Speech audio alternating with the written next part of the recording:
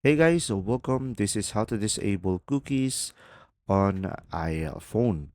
So guys, to fix this issue, what you could try to do is you could just simply go ahead and go through the settings into your device. Now over here, just simply scroll down and you should be able to see here apps. Now here on the apps, you can just simply go to your browser, which is Safari.